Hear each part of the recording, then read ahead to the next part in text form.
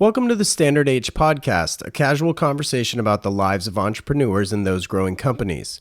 I can't thank you enough for listening, as these episodes have been a wonderful supplement to the line of apparel that I'm thrilled to share is steadily growing. If you like what you hear, please visit standard-h.com and sign up for our email list.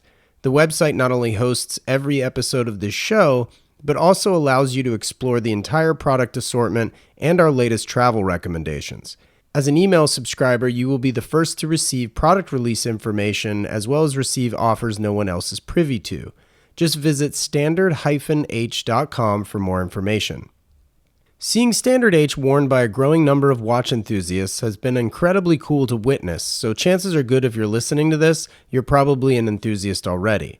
However, if not, it makes no difference, as Passion Fine Jewelry welcomes everyone into their shop in Solana Beach, California. If you're already in deep, you'll know some of the brands that Tim Jackson and his team carry, which are some of the most highly sought-after independent watch manufacturers sold today.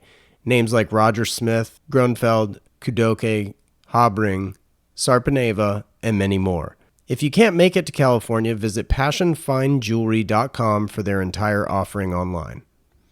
This episode is also brought to you by Cantonment.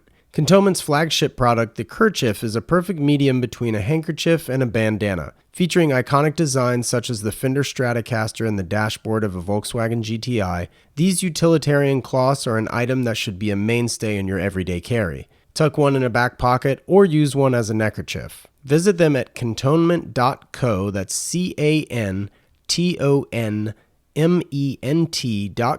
and use the code STANDARDH in all caps, no spaces, for 20% off everything in their online shop. Now let's get to the show. Blake Buettner and I connected originally in conjunction with the Worn and Wound podcast, which he graciously hosted me on back in the spring. If you haven't heard that episode, there's a link to it in the show notes, as well as in the press section in the footer of the Standard H website. That conversation comprised of all things Standard H, watches, and Formula One, which paved the way to the friendship Blake and I would now have. As a result, we marked our calendars for the weekend of Wind Up Watch Fair in Chicago to sit down and reverse the roles so I could interview him. Blake was an early Hodinkee employee. He worked at StockX. He's a great writer and editor, an incredibly friendly guy, and he's a man with a ton of F1 passion, so I was excited for this one. Blake is a consummate professional since he hosts the podcast for Worn and Wound. This is effectively an uncut conversation, which was delightful. More than likely, a part 2 will take shape in the future, I'm sure, especially as the world of watches continues to grow, things in racing maintain their spicy nature, and not to be overlooked, our next meetup, the Wind Up Watch Fair in New York City, October 21st through the 23rd. Be sure to come find us both and say hello, as well as check out the latest from Standard H live and in person. Of course, more reminders, etc. will be emailed and posted on Instagram, so stay tuned for those. For now, here's my conversation with Blake Buettner. I'm your host, Wesley Smith, and you're listening to the Standard H podcast.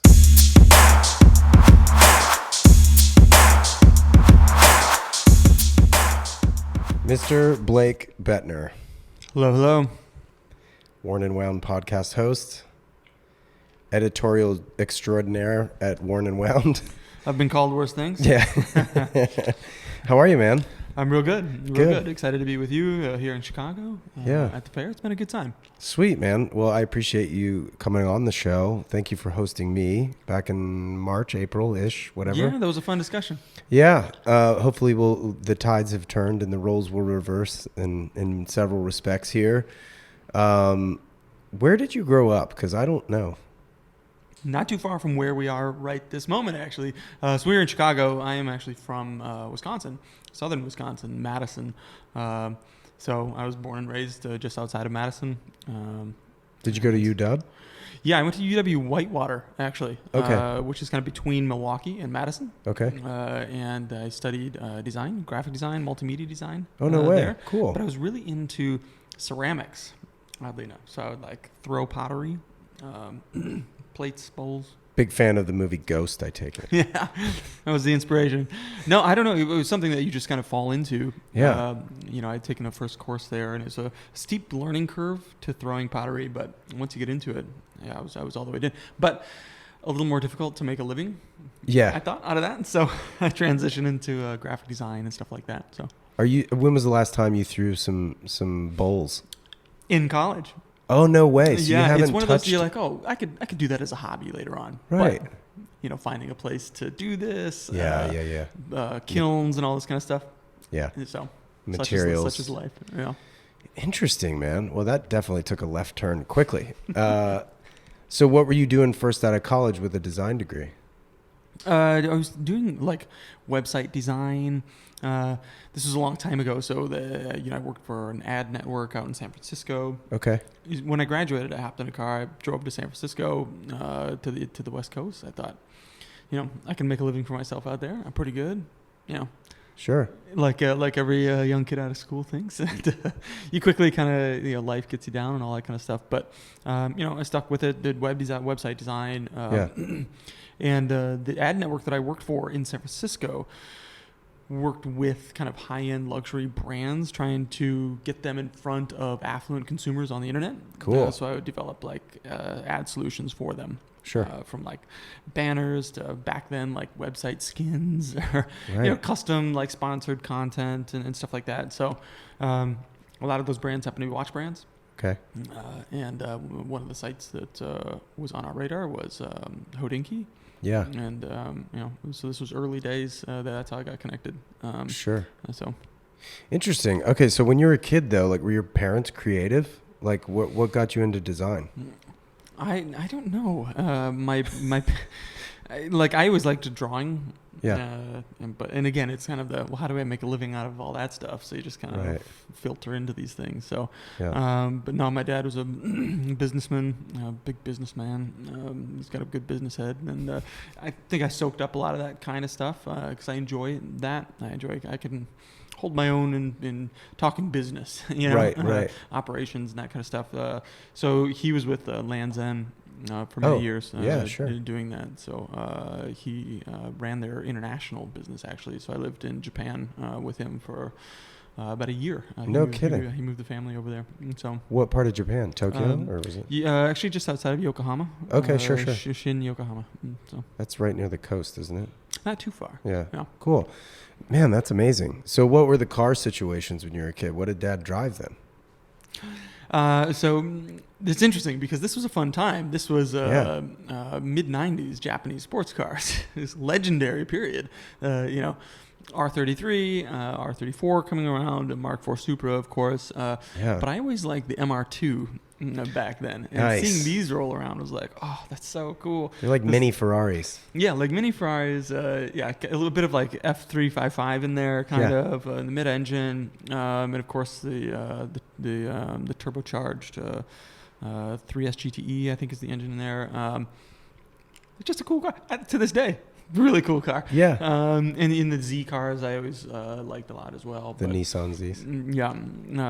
So I ended up owning a couple of those throughout the course of my car journey. But yeah, it was no doubt a big influence on the kind of things that I enjoy. Like culturally, it was a big influence on me as a kid. Sure. So I soaked a lot of that up. Were you into like the Car and Driver magazines and stuff like that too? All of it. Yeah. Yeah. Yeah. I was a big Porsche fan from a very young age. I thought those were just the coolest cars. And I still think that. What was your introduction to Porsche? What model was it? Was it the 911? It would have been probably like the 993 turbo. Okay. So Only one of the best ever. yeah, and this was kind of like as I was kind of coming of age and really into cars, this was like whoa. Yeah. This was the car. It had been in a couple of movies. And it was like. Was it the Bad Boys car? Yeah. Will Smith had one in Bad Boys. And Bad Boys 2, then he moved to the Ferrari, I think the 550 Maranello or something like that. I remember it being a 550 or a 575. I couldn't remember Yeah, which. 575 maybe. One of them has like the smiley face on the bumper and the other one doesn't. I don't know. Also a really cool car. Yeah. No. Yeah, cool. So what was your first car personally? My first car was my father's Toyota Celica. Oh yeah. Yeah. Yeah. And so What, it was a 90s? Yep, it was a 91 GT, and they had the pop-up headlights. It's Yeah. kind of like that rounded body a little bit. Yeah, I remember the rear being sort of like bubbly, and I think it said Celica on the back, Yeah. but it Yeah. wasn't filled in, so it was just the outline of the letters, I think. Yeah, it had style. It was a really cool car, Yeah. I think, and I started driving it to school. It was a stick, of course, and I just kind of learned by, if you got to get somewhere, you figure it out pretty quick. Yeah, So- I went to high school with a girl who had a red one, and I just was like, this girl is awesome. I was like, yeah. That and like, you remember the Ford Probe of the same Yeah. era that had the same kind of like curvy kind of body. neat body. Yeah. Yeah. No, I totally remember that. My best friend had a Probe GT in purple Ooh, in high school. that's a mean car. I like that. Okay. It's bold statement. I love it. So, okay, sweet. So how long were you in SF? I was there for, 5 or 6 years, I think. In the city proper? And in the East Bay. And so I lived in Alameda for a stint, Walnut Creek area. Sure. But then in the city, like Union and Van Ness area around there. Yep. There's a small bar over there called the Black Horse Okay. London Pub. It's like the smallest bar west of the Mississippi or something like Oh, that. really? Yeah. There's like 3 stools in there. Yeah, it's a very, very kind of tiny sliver of a bar, in this kind of place where, you get up, you can't have your cell phone, and if a lady comes in, you give up your seat, and there's no TVs and all that kind of stuff. So Manners. yeah. Okay. Yeah. All right. That's interesting.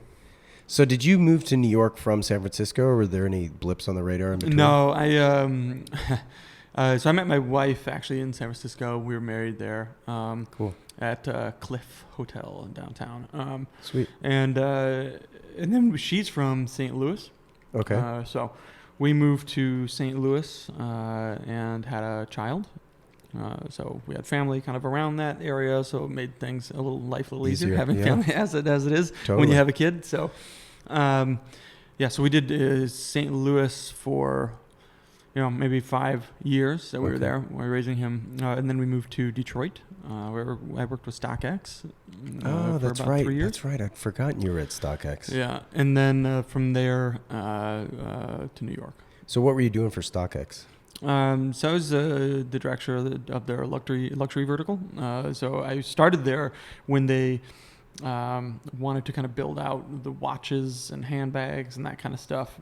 And then, of course, the sneaker side of the business kind of blew up. Yeah. And, you're kind of pulled in a lot of directions and all hands on deck doing whatever. I'd be helping, ops team till late at night, pack the stuff up. It's just, kind of reacting to the growth of the business. Wait, so did they start with all those segments?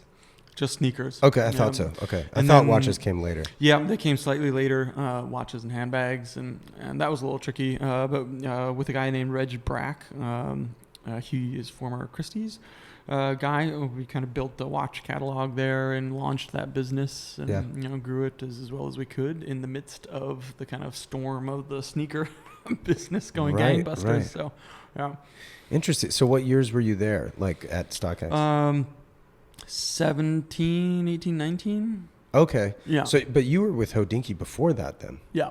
Okay. So Yeah. how did you get on board with Hodinkee?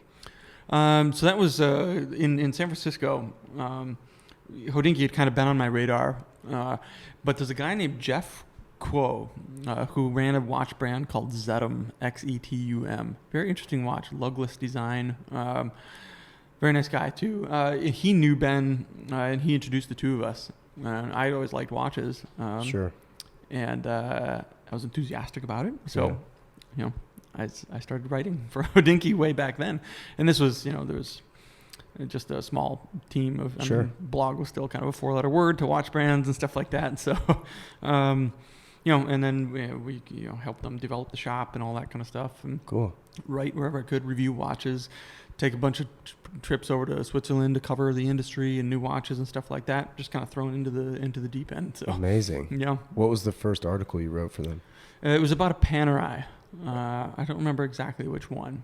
And I remember. So it wasn't your personal watch? It wasn't my personal watch. It was like just a new watch that had come out. And I think Yeah. it's kind of like a good starter territory. you know? Sure. Yeah. But then a couple months later, I was like in Switzerland with Parmigiani Fleurier. And seeing their facilities and watching. I mean, went to the Museum of the Lock and did all this crazy stuff. So it was like full on, like, wow, Unreal. here's a look behind the curtain kind of a thing. Yeah. Right off the bat. So yeah, that was like my first impression of the Swiss watch world. What was your first watch? A Seiko 7002, which I still have. That's amazing. So it's the kind where you shake it. You can't wind it. It's just just the movement. Just the rotor. Yeah.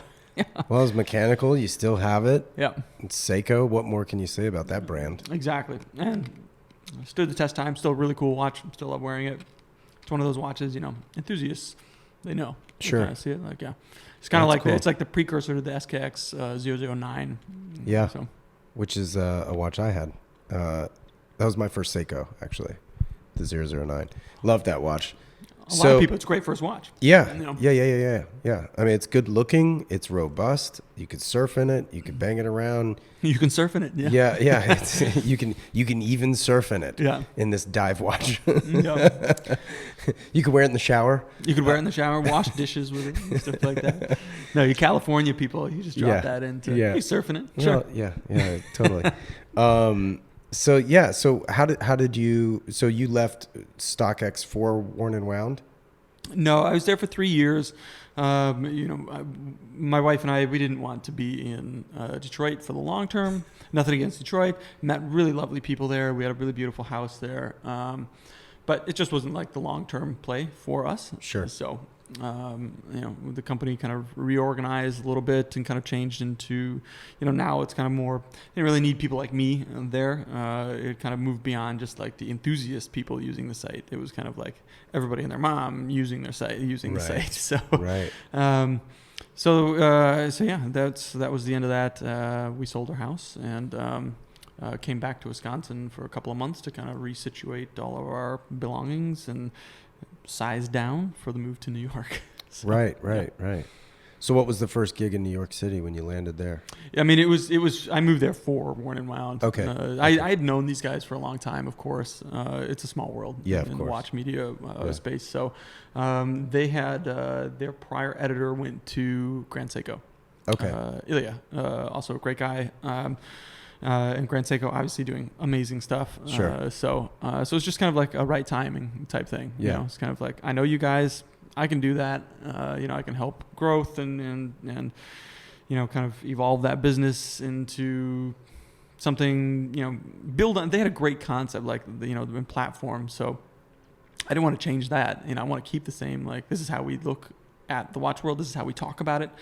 It's not about like glorifying prices or anything like that. It's about being accessible and approachable. So we it's kind of, this is what you're enthusiastic about, and we talk about it in an enthusiastic way. And it's the same if it's a $500 watch or a $500,000 watch. Like, it's not about that. Right. It's what do we find interesting about it? Why are we enthusiastic about it? And we'll share that.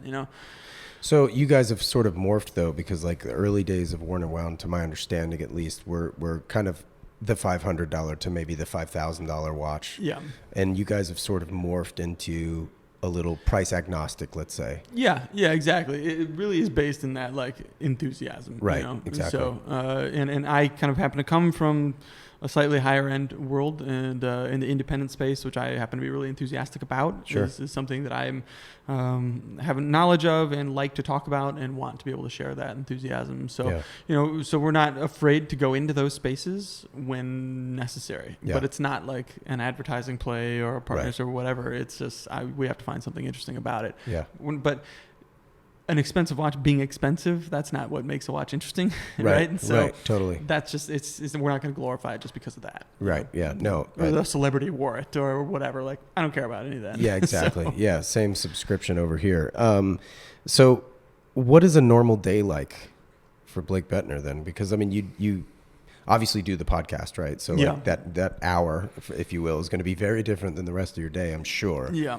So tell me a little bit about like, I don't know, like your schedule and kind of like what life is like there. So it's great. I mean, I've got writers that I tap into all over the world, and I've got a core team of editors that I work with and manage. Our associate editor, Zach Kazan, and Thomas Clara out in California. Sure.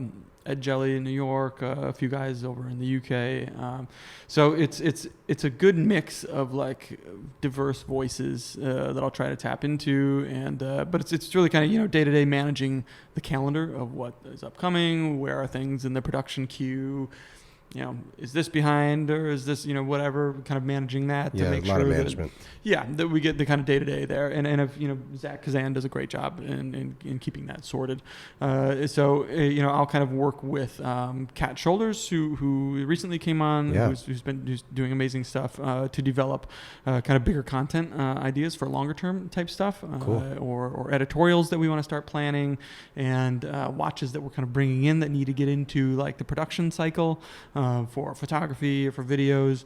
We're trying to make more video productions to complement the editorial productions that we're doing. So now, is that only going to live? Is that native to the site? Is it on YouTube? Is it both? So it's both. We'll kind of build small things for the site, but it's we want to grow the YouTube channel there, and we get a lot of cool watches around us. We have a lot to say about them, and honestly, like we'll have some watches in and just kind of like impromptu discussions about things that a piece of news or a watch. We'll sit around for 40 minutes talking about this thing or this watch or this thing that happened, and we're kind of like, how can we turn this into content? I think people are interested in this kind of thing more than well, here's a watch, here's like its measurements and how it breaks down, and you can find that kind of stuff out anywhere. It's Google. like, well, what do we think about it? And why do we care or not? Sure. It's really kind of finding ways to kind of diversify what we're talking about and how we talk about it, while maintaining that kind of worn and wound like voice. So shout out Thomas, by the way. Shout out Thomas. Good buddy of ours, obviously, and my neighbor, who will soon be your neighbor. Yeah, that's right. Sorry about that. Sorry, not sorry. So fair. Thomas has a column called Out of Office. Yeah. Is that something when a writer, for example, like Thomas, does he come up with that and approach you, said, hey, I'm interested in writing Out of Office? Or is it like, hey man, I want to do something?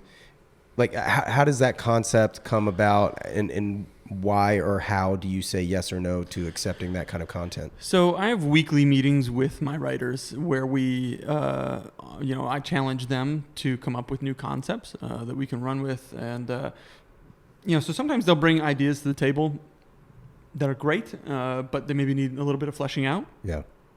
And that's what I want. I don't want them to have to worry about, oh, this needs to be like ready to go when you bring it. Like, just tell me what you're thinking about and what you think would be cool, and then we can work together to kind of flesh it out into what it needs to be. Sweet. So this was one of those. And Thomas has a really unique skill set and a great eye, and he does really interesting things. And I want to kind of lean into his strengths. Sure. So when he came up with it, it didn't even take all that much massaging. Like, he had a pretty good idea of like, okay, I think this would be really cool. Yeah. And then it's just a matter of like, okay, well, let's get the right watches in his hands. Right. And then whatever resources he needs from us to be able to do the kind of adventurous type things. But the concept for that, really, it's not like this big grand thing. It's just, hey, take a moment out of your day or your weekend and go do something around you that maybe is unexpected. Like, all the stuff that he's doing is like day trip type stuff. It's not 100%. Like grand stuff, So it's supposed to be kind of inspiring people that read it to just get out in their own backyard and do stuff and find things around them, without having to feel like, oh, it's impossible to go have these adventures on the other side of the world or something like that. Right. It doesn't have to be like that. Right. It's the Out of Office, Yeah, it is, and fair play for orchestrating that, because I think to your point, it's most of the kinds of content like that look like it costs $1 million to do. Yeah. And he's doing it on, shoestring budget, bootstrapping content, and it's all the better for it, I think. Yeah. It reads well, it's doable, it's achievable. I can do that too, to kind of inspire those folks. And it's really like it's the point of view that I want to foster with him, and he's got a great one. He's not a trained writer or anything like that. So when he came on, we worked with him a little bit, and we would go through kind of line by line edits of things that he was writing and stuff like that. But he picked a lot up really fast, and now he's like, okay, he's got a lot of potential still. It's off to the races. Yeah. Cool. Speaking of races, F1, baby. F1 mid-season here. Yeah. So the last time we talked, the season, I think it like just kicked off or something like that. And so, all right, tell me your F1 background, meaning like when did it all begin for you? Because you precede Drive to Survive, unlike many folks out there. Yeah, I actually I don't watch Drive to Survive. Okay. This was as an American, like, it's a tough sport. It has traditionally been a tough sport to follow. It's impossible to watch at 3 a.m. or whatever. Yeah. So, and even like, when I started like kind of getting into it in like the early 2000s, 2010s, stuff like that, it's not like I was following super closely. Like, I was aware of it, but it wasn't like on TV or something. I couldn't watch it. It was just kind of something you would hear about, and it was like, ooh, that's sexy, that's cool. And whenever they would have races in the U.S., which like wasn't all that often, you would kind of hear about it or make news. So like seeing the last few years, its growth like really come, and now I can like turn on ESPN in the morning and see it. That's awesome. Yeah. For me in New York, it's a little bit easier, you know, where it might be like 3 for you and it's like 6 for me or something, or 4 for you or 7 for you, whatever it is. So I've gotten into it like with my son, and now that it's like more accessible, like we really enjoy watching it. Even my wife will get into it. Like, they're exciting races. That's awesome. You know, like Canada, I think it was when the qualifying was in the rain.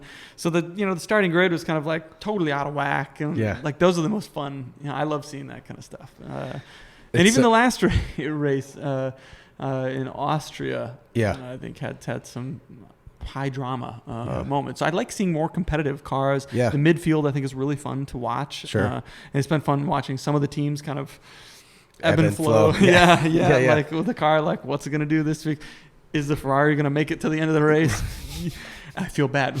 In Austria, it was whatever, lap 42 or 50 or something like that. And I told my wife, I was like, oh, because she's like, oh, this is going to be easy, like Ferrari and Carlos 1-2. And I was like, don't say that with Ferrari. I don't know. Like, it's no guarantee that they're. And then like a lap later, your wife did the announcer's curse. Yes. Yep. She asked about it, and then sure enough, and there it was, which also gave Lewis Hamilton his first podium in Austria, a track that I think he's kind of traditionally struggled with. So. Yeah. But I was happy to see Charles get a W. get a dub there. Yeah, totally. Well deserved for him. I couldn't agree more. So early 2000s, you're picking up the sport. You're watching it early in the morning.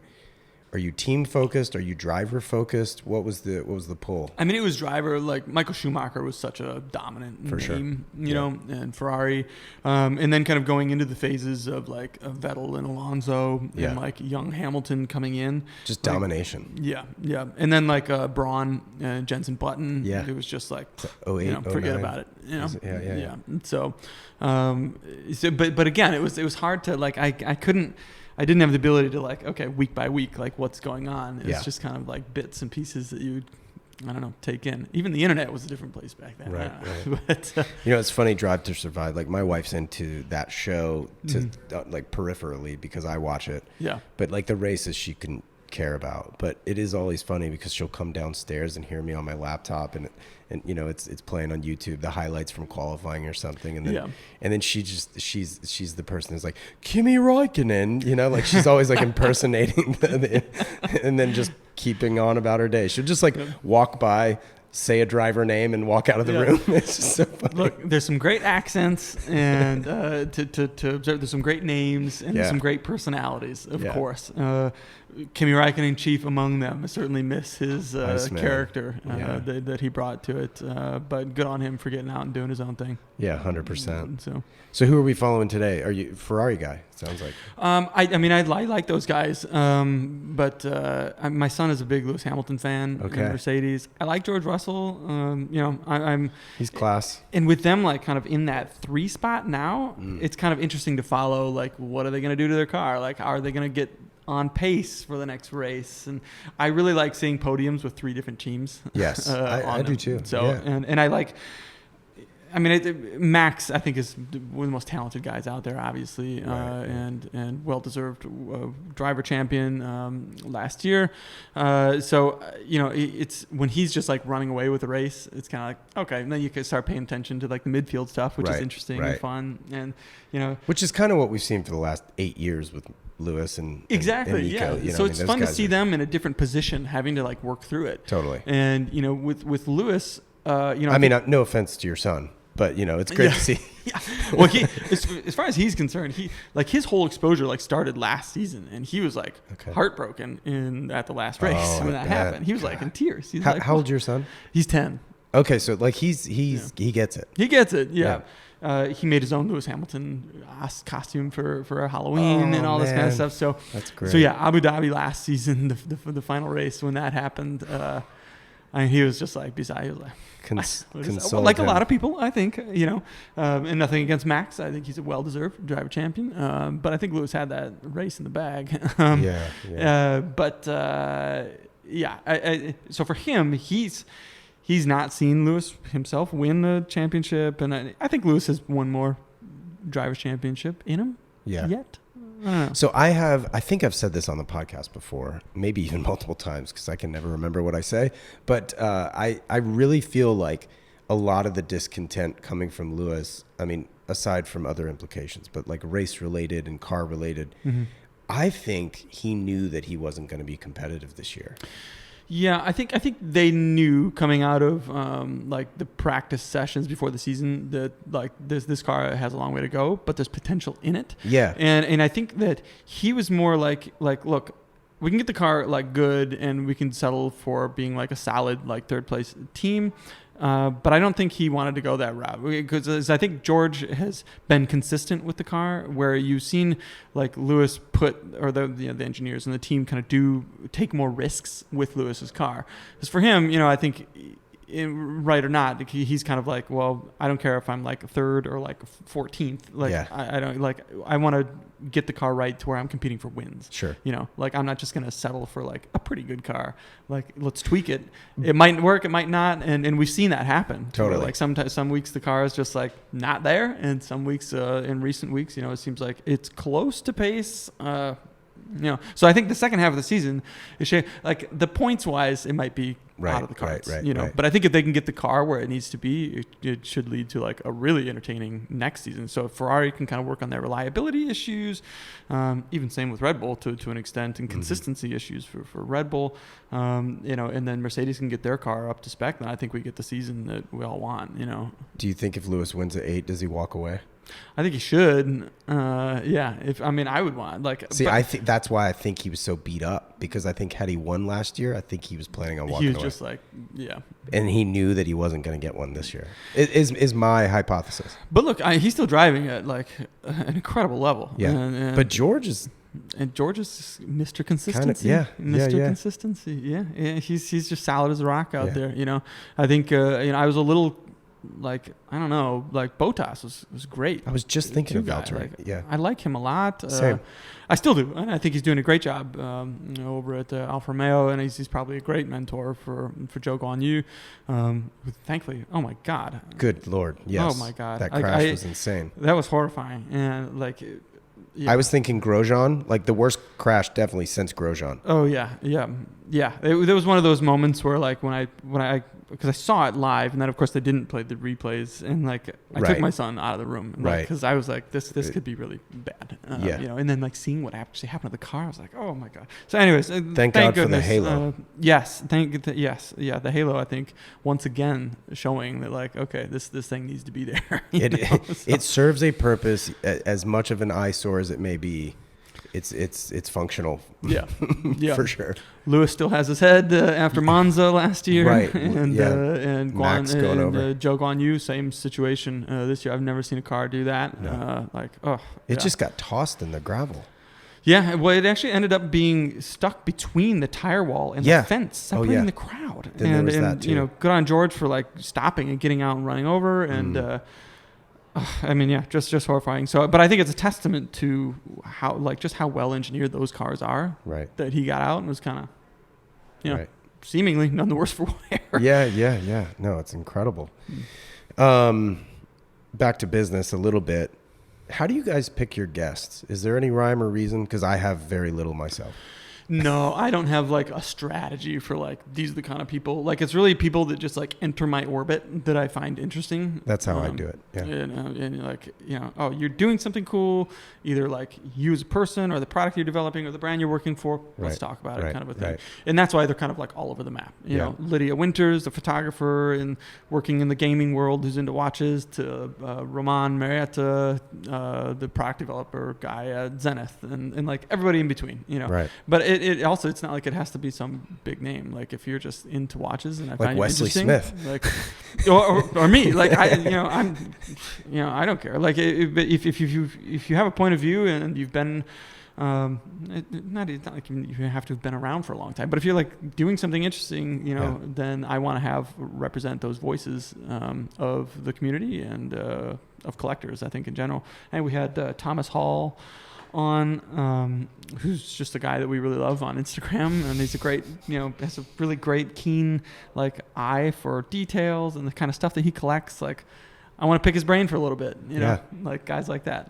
That's cool. So, G-Shock on the wrist today? This is a Citizen. What is this? Okay, all I saw was the rubber strap. Yeah. Whoa. Look at how gnarly this. Okay, thing so is. this thing looks like what was that movie? It's like it's like Mad Max-ish, but modern. It looks like it could have been designed by Oakley. Yeah, like, it's got a little bit of that. You know what vibe. I mean? Like it's got it's a hodgepodge of design, which is astounding. What? Okay, so talk about it. It's a diver. It's an Eco Drive diver, and it's got like this kind of squarish case with knurled edges that hold a bezel in. It's kind of, but it's real thin because it's the Eco Drive with it's a titanium case actually. Really? And it's a blue. It all looks dial. rubber. It's ridiculous. And it's funny because this watch will elicit one of two reactions from people, which I have been getting yesterday.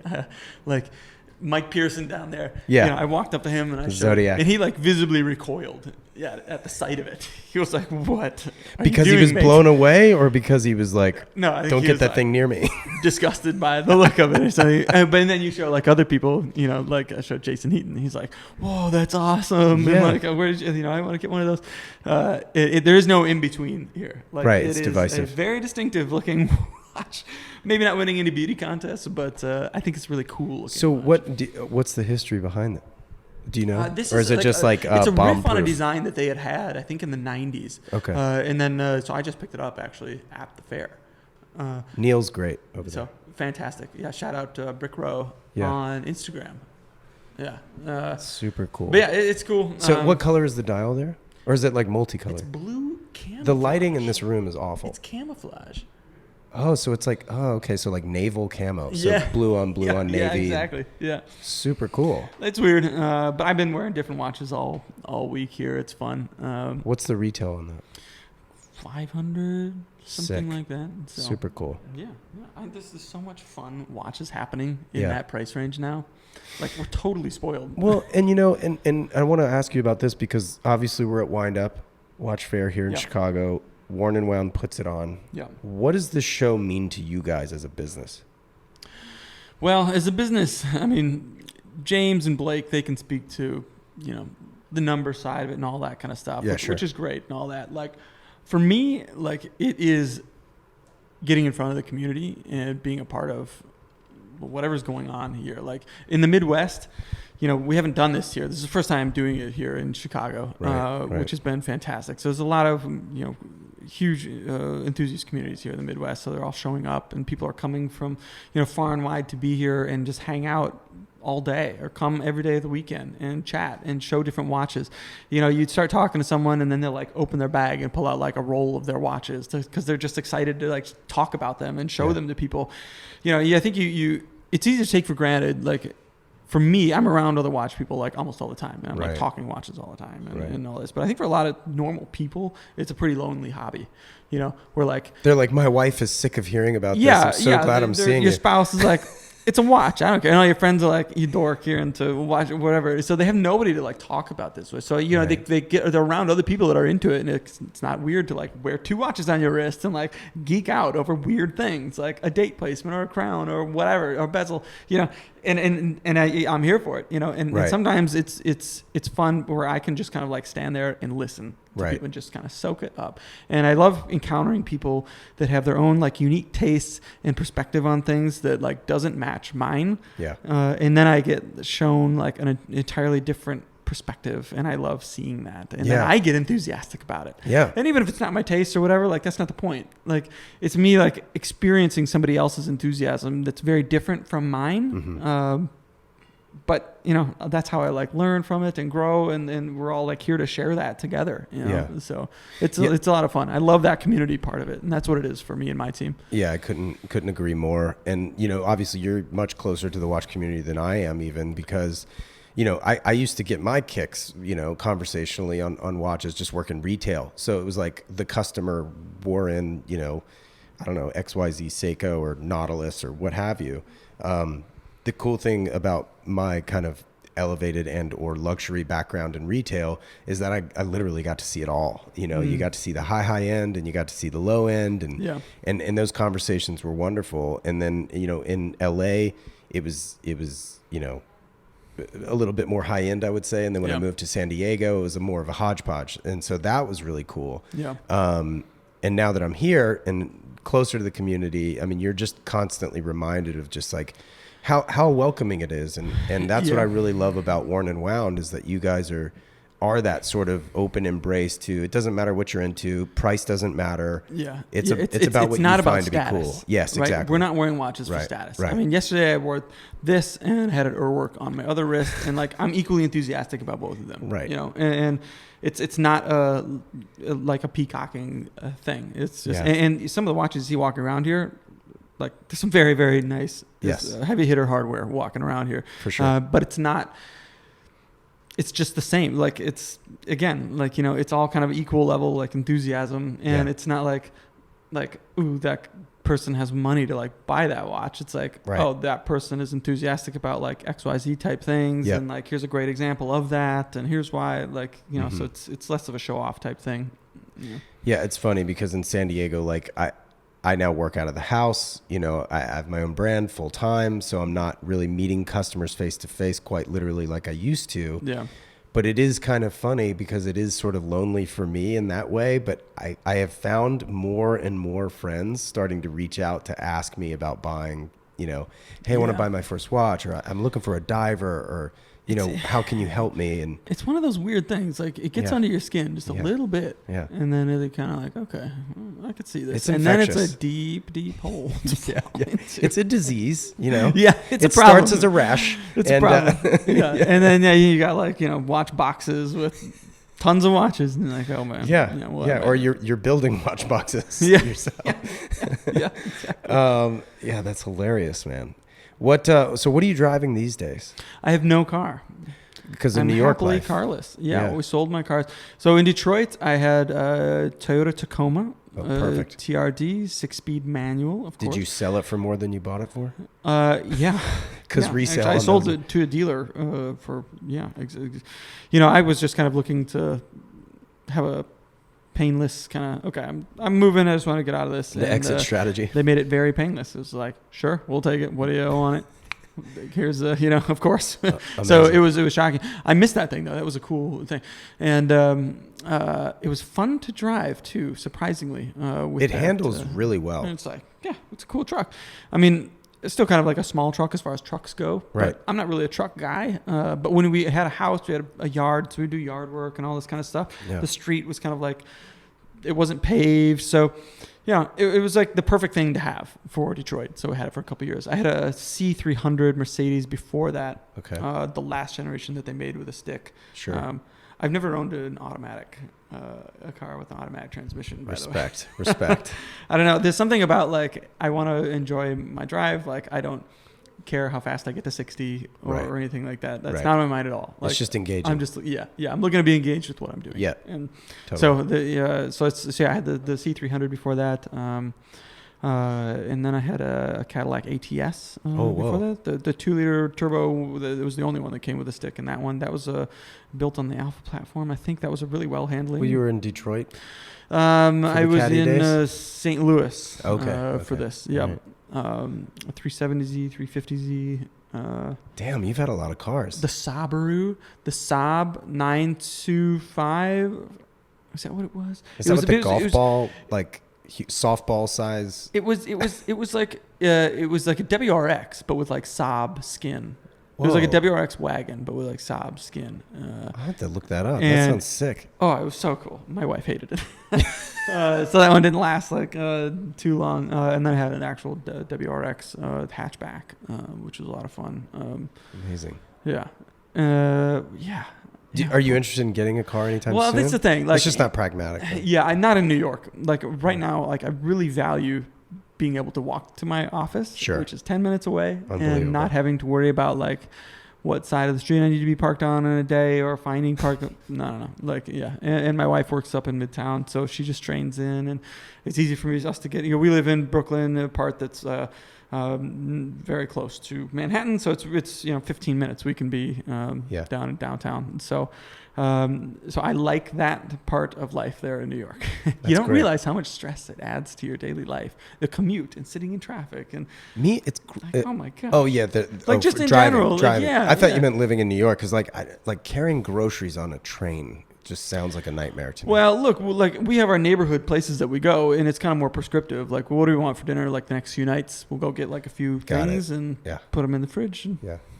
That's normal. Which is different in the Midwest. You go to Target and you spend like $300 and you get like all these bags of stuff, and you're like, oh, like you really have to like change your whole, like a lot of the small things that you don't really think about day to day, like in how you go about your life in New York. You're into baseball or no? I am a little bit. I follow the Brewers a little. I was like, well, who's your team? Because you've lived in some crazy baseball cities. Yeah, the crew. I grew up going to Brewers games. Okay. And they had some good teams in the '80s and of course. The '90s. Paul Molitor, Robin Yount, Raleigh Fingers, going back before that. And then some like pretty mediocre teams, which was most of my growing up.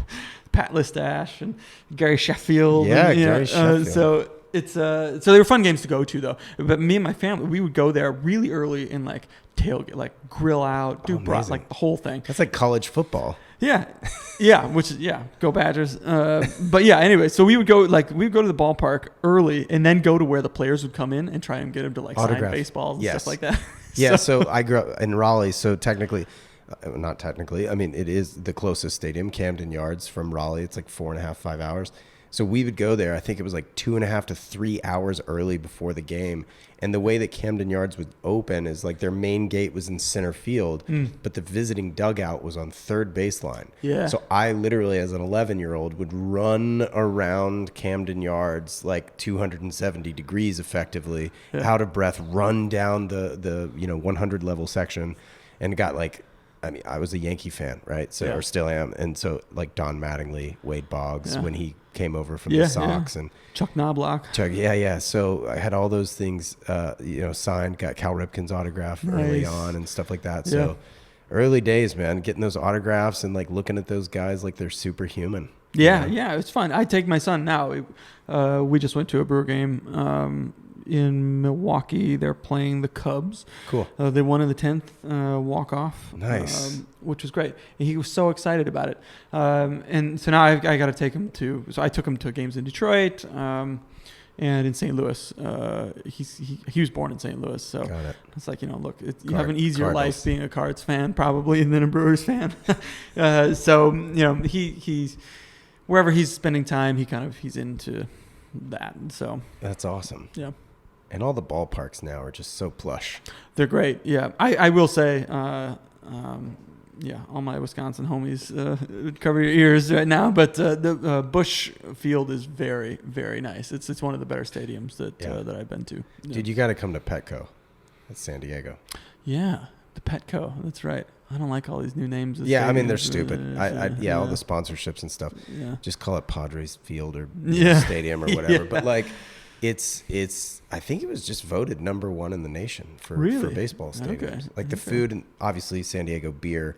So the beer scene's insane. Is it? The food there is incredible, Oh, and of course the weather's dynamite. So San Diego. Yeah. All right, next time I'm in town, yeah. Let's And do you're that. welcome anytime, go to a ball game. dude. Blake, this was super fun, man. And thank Yeah. you for all the hospitality here, and being a friend here at the show and outside of the show for that matter. Yeah, of course, dude. and- Always great to see you. Yeah, really appreciate all your time. Yeah, anytime, dude. And thank you for being here and being Yeah. part of the Wind Up Fair. We really Yeah, appreciate wouldn't have it. missed it. Yeah, I'm having a blast, and see you in New York. Sounds good. Okay, buddy. Thanks. Thanks. This wraps up this episode of the Standard H podcast. If you like what you heard, I'd love it if you'd share it with a friend or two. And if you have a moment, please rate and review the show, as it helps others discover these episodes. It absolutely helps far more than you realize. Shout out to Jensen Reed and Super Beautiful for the theme track, as well as Clear Audio for the noise canceling headphones. Thank you so much for listening, and I'll catch you in the next one. Take care.